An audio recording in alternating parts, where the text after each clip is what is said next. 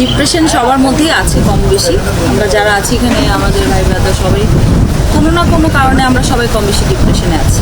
আমি নিজেও থাকি। এগুলো পার্ট অফ আওয়ার লাইফ। তো এগুলাকে আমাদেরকে একটুখানি সাইডে রাখতেই হবে, কিছু করার নেই। কারণ বাংলাদেশে থেরাপির ওভাবে আমরা প্র্যাকটিস শুরু হয় নাই, আমরা যেতেও পারি না বিভিন্ন ধরনের লিমিটেশনসের কারণে।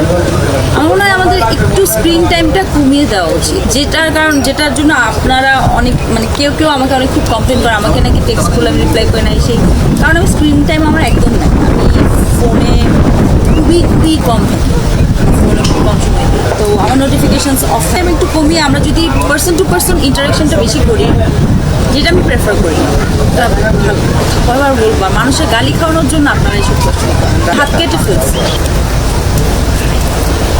আপনারা অনেকেই নাটক দেখেন, রিলস দেখে হোক, আমাদের ছোট ছোট ক্লিপ দেখে হোক, বা আমাদের ইন্টারভিউ দেখে হোক, আপনারা বাংলা নাটক দেখতে আসেন এবং অ্যাপ্রিসিয়েটও করেন। কিন্তু কিছু যারা কিছু দর্শক আছেন, খুব কম যদিও, তাদের উদ্দেশ্যে বলবো যে শব্দ নির্বাচনের ক্ষেত্রে যখন আপনারা একটা কমেন্ট করবেন একটু সচেতন হবেন। সবসময় সেটা বলি, কারণ আমাদের সবারই পরিবার আছে, সবাই আমরা আসলে দেখি, আমাদের বাচ্চা কাচ্চা আছে, ফ্যামিলি আছে। তো কাউকে আসলে দুঃখ দিয়ে নিজে সুখী হয়তো দ্যাট ভেরি মোমেন্ট আপনারা হতে পারবেন, কিন্তু লং টার্মের জন্য না।